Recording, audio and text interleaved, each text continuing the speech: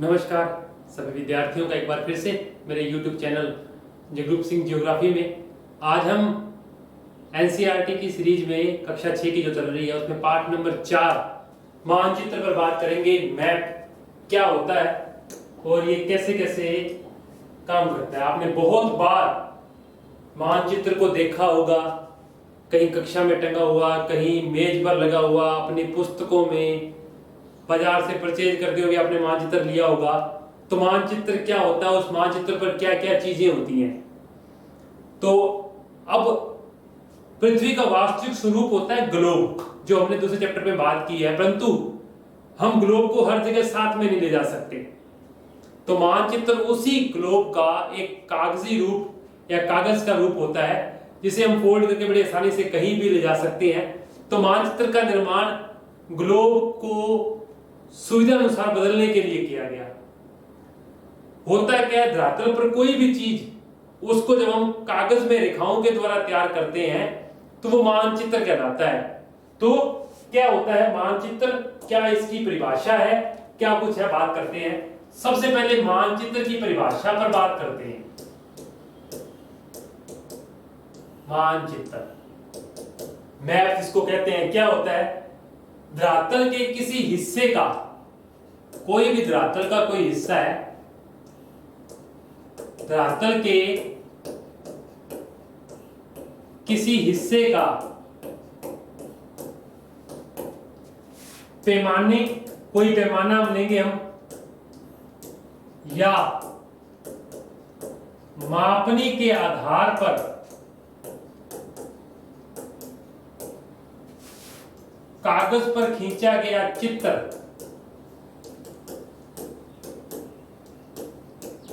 कागज पर खींचा गया चित्र क्या कहलाता है, मानचित्र कहलाता है। यहां एक बड़ी अच्छी चीज है, पैमाना या मापनी क्या होता है। अब कागज बिल्कुल छोटा सा होता है, आपकी कॉपी का जितना, परंतु उस पर कितने भी बड़े वर्ल्ड का, दुनिया का मैप भी उस पर बना होता है। वो किसी पैमाने के आधार पर, कि मैंने मान लीजिए ये कोई कागज है, इसके ऊपर वर्ल्ड का मैप बनाया, कोई भी कागज बनाया या पूरे विश्व का मैप है, तो उस पर नीचे स्केल बना होगा कि मैंने मानचित्र पर 1 सेंटीमीटर का रेखा खींची तो वो धरातल के 500 किलोमीटर को दर्शाती होगी।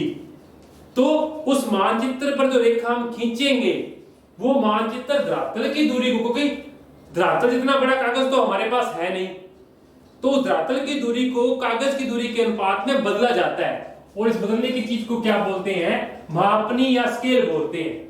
तो धरातल के किसी भी हिस्से का मापनी या पैमाने के आधार पर बनाया गया या खींचा गया चित्र क्या होता है, मानचित्र होता है। पहली बात तो ये। और मानचित्र कितने प्रकार के होते हैं, 3 प्रकार के होते हैं। पहला होता है भौतिक मानचित्र, दूसरा होता है राजनीतिक मानचित्र, पॉलिटिकल मैप, और तीसरे होते हैं थीमेटिक मैप।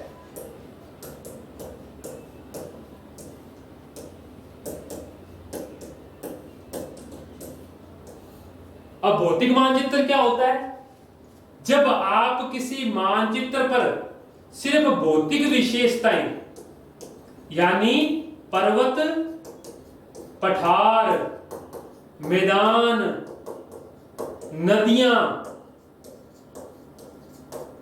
ये सब दिखाएं, पर्वत, पठार, मैदान, नदियां, ये सब चीजें दिखाएं, तो ऐसे मानचित्र क्या होते हैं, भौतिक मानचित्र होते हैं। उस पर क्या होता है, देश बांटे नहीं गए होते।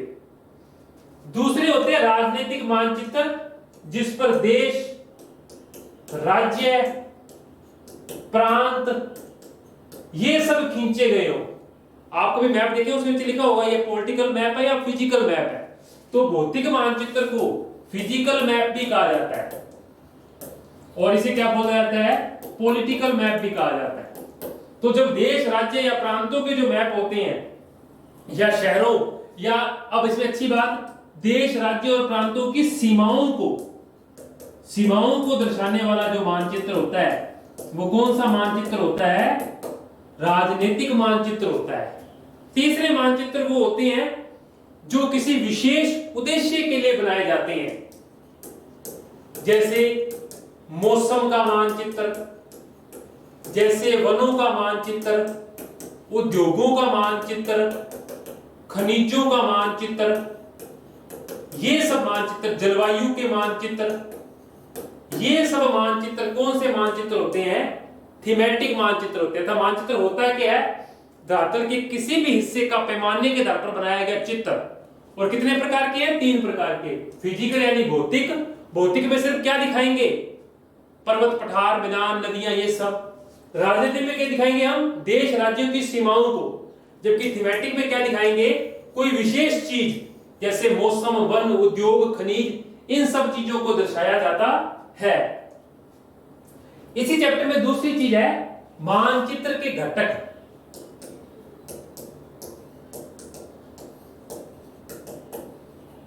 और मानचित्र के कितने घटक होते हैं? आपकी किताब के अनुसार 3।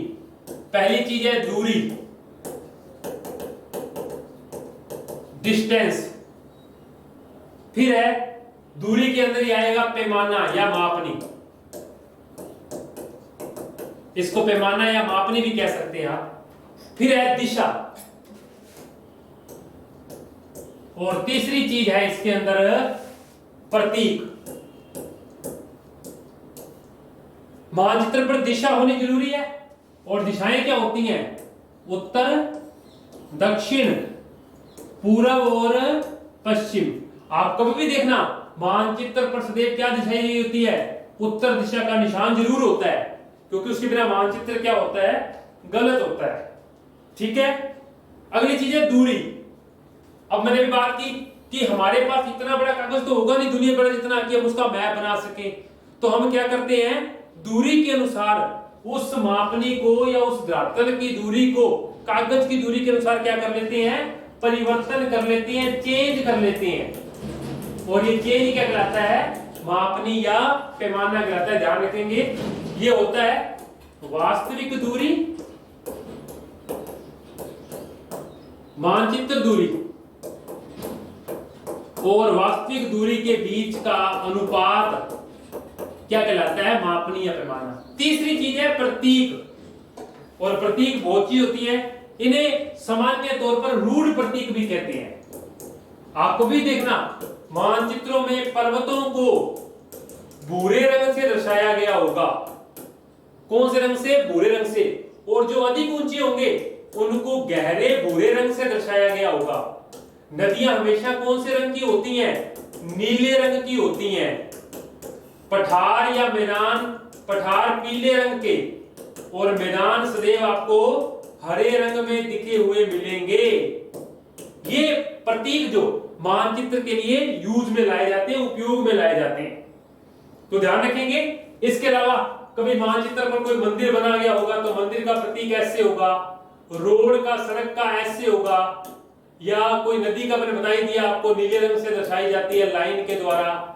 अंतरराष्ट्रीय बाउंड्री को कुछ ऐसे दर्शाया जाता है डॉट के साथ। ये मानचित्रों को पढ़ने के प्रतीक होते हैं, यानी चीज आपको आसानी से समझ आ सके। तो मानचित्र के लिए कितनी चीजें जरूरी है? 3 चीजें। पहली चीज क्या जरूरी है? दूरी होनी चाहिए आपके पास कि कितने एरिया का मानचित्र बनाने वाले हैं।